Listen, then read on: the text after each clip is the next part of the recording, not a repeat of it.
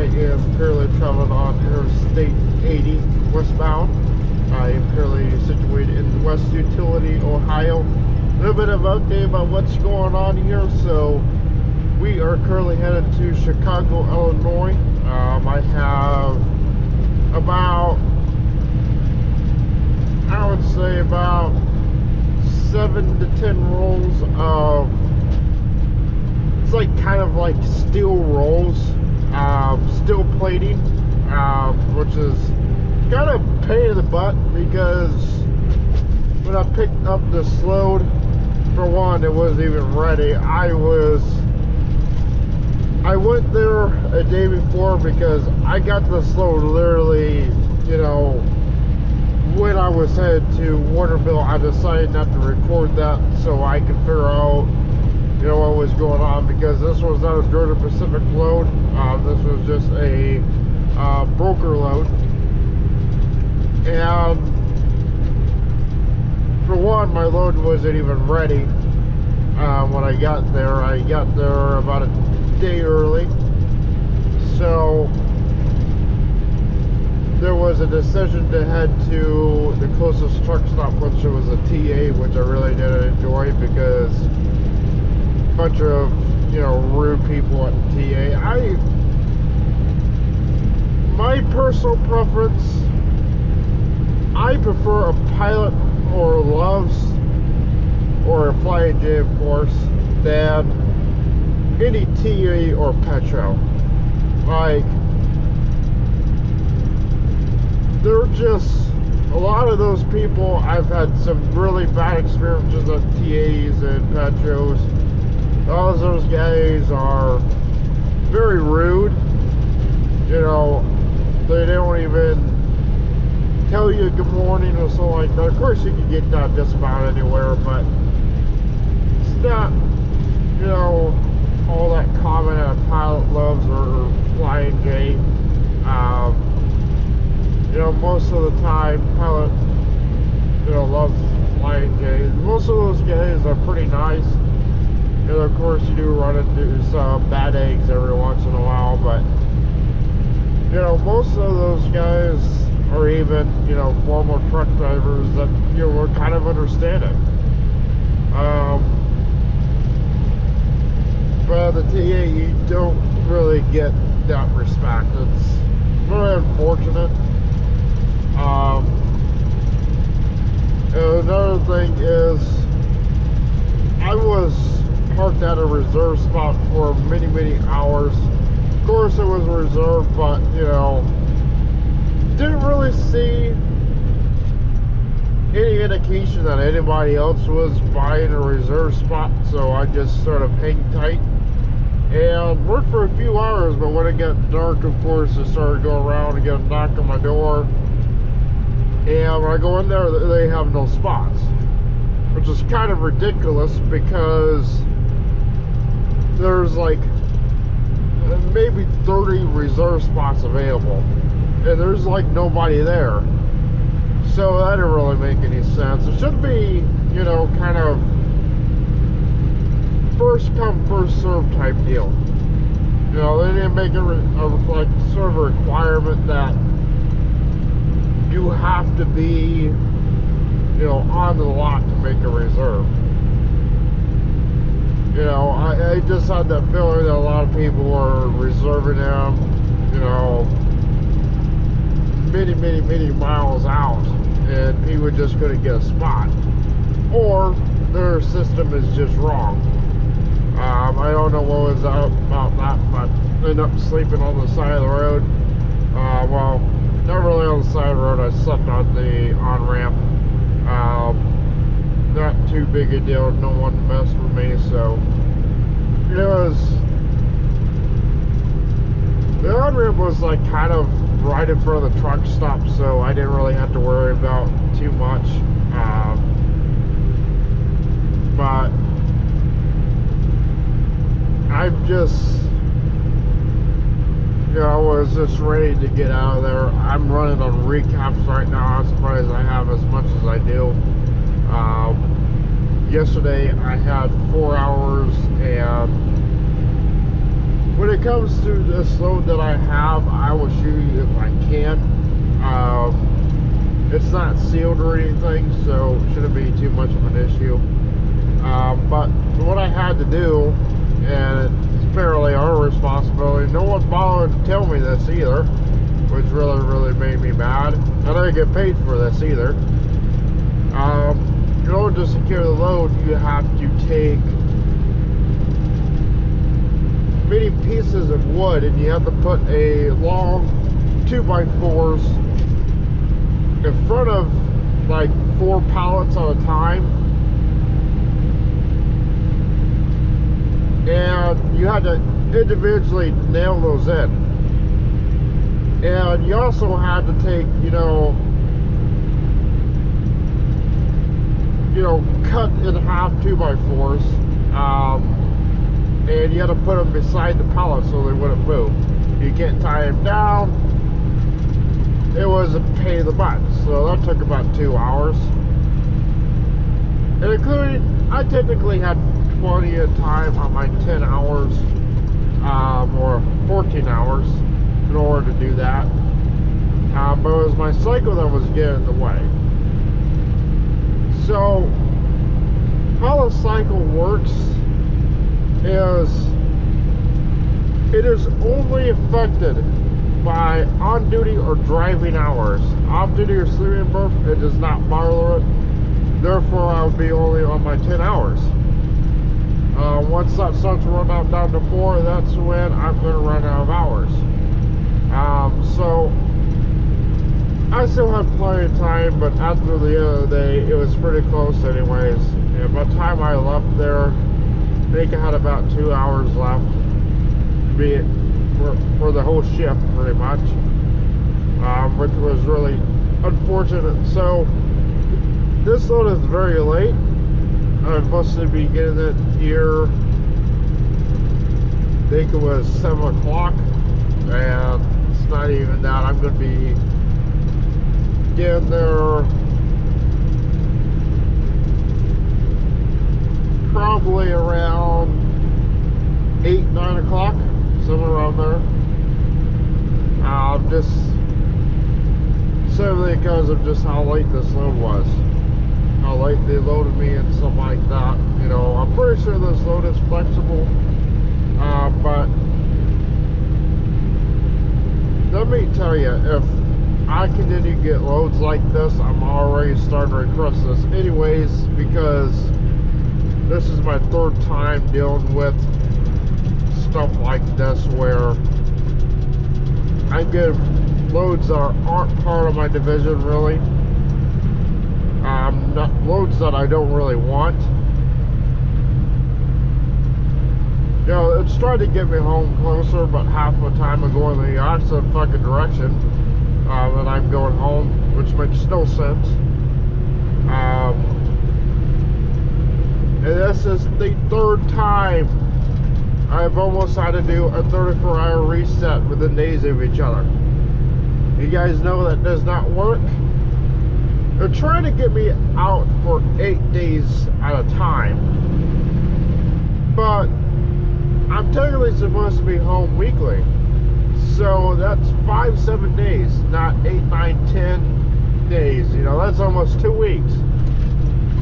I find that to be very stupid and ridiculous at this point.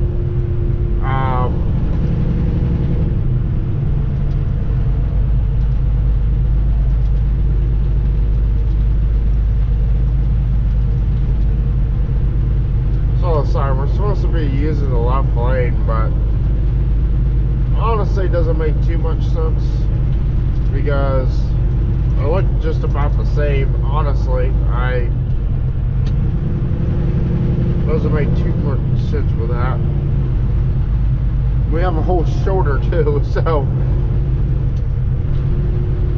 I don't get it.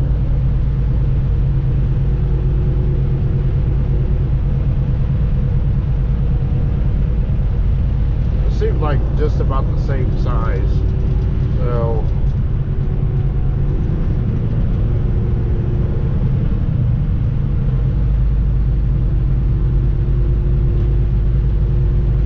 but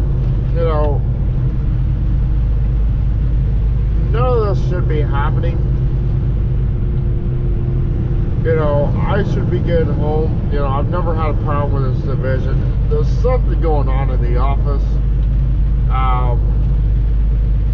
You know, where I'm not getting home. You know, they're trying to really push drivers, and it's ridiculous. You know, I believe I talked about this, but, you know, my other driver manager, when I was in this division, or before I left, he was always on top of things, you know, knew exactly what needed to be done. And it doesn't happen with this new driver manager. It just doesn't. He even admits to me that he doesn't even pay attention to our hours.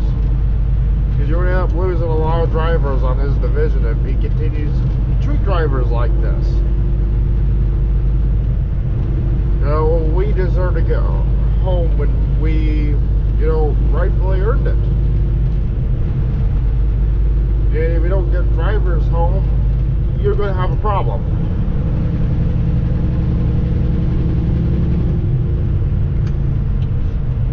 You know, I am not the type of guy that's, you know, really specific about how long I'm out, but I am specific on, you know, when, or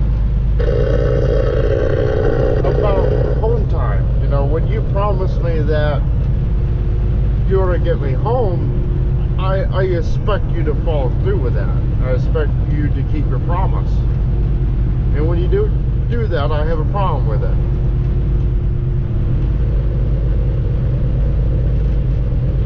You know, because I'm pretty much, you know,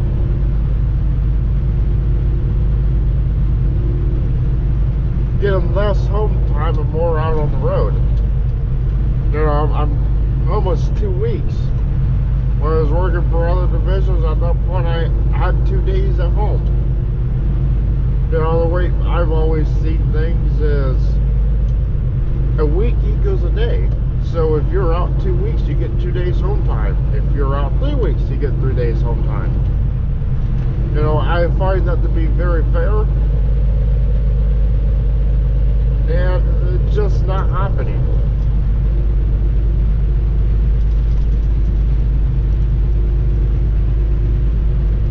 I don't know, guys.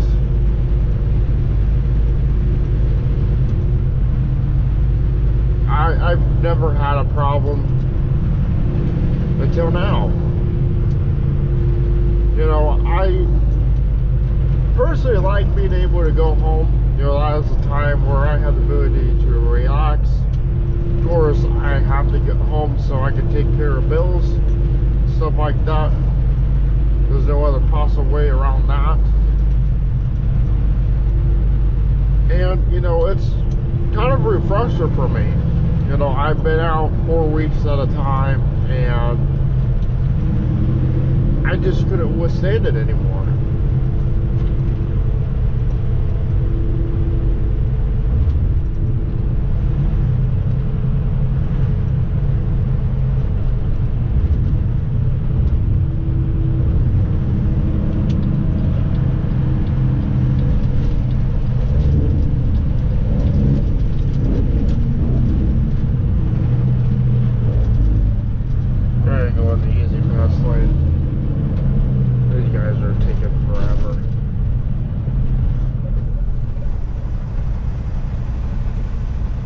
This is so fucking tiny.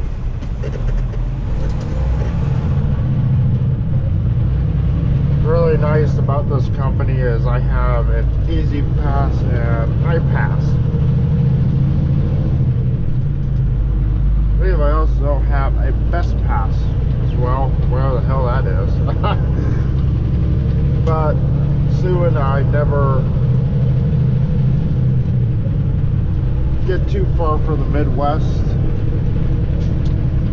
It is pretty nice to have that, because the majority of the states in the Midwest have Easy Pass. Of course,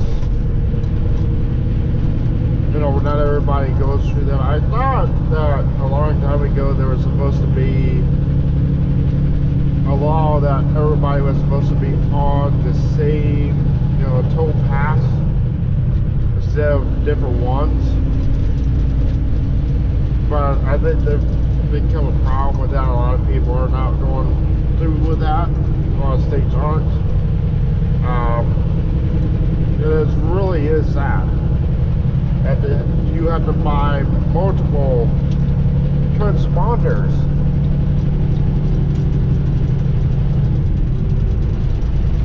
for, you know, every region. It just doesn't make any sense.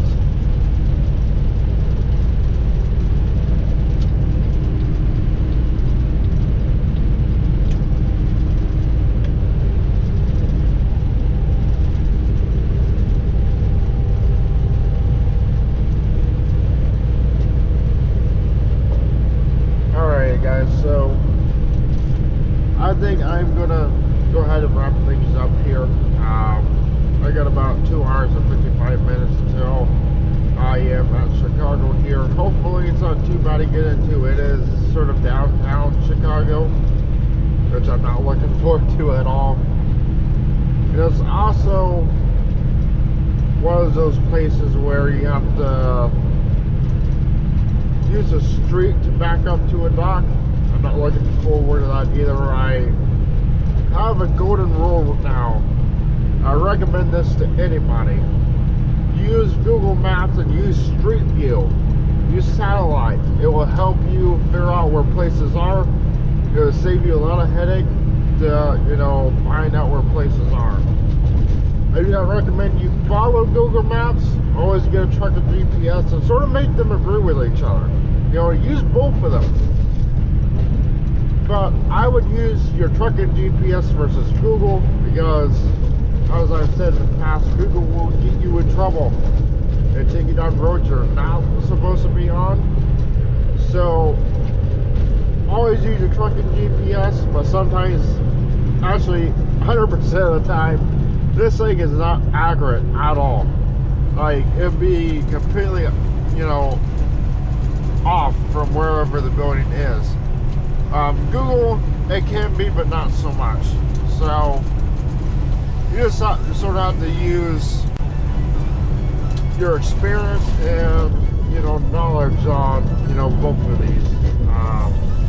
You know, you just need to make sure you're careful, but we'll see how things are when we get there, and I will see you guys next time. Boy.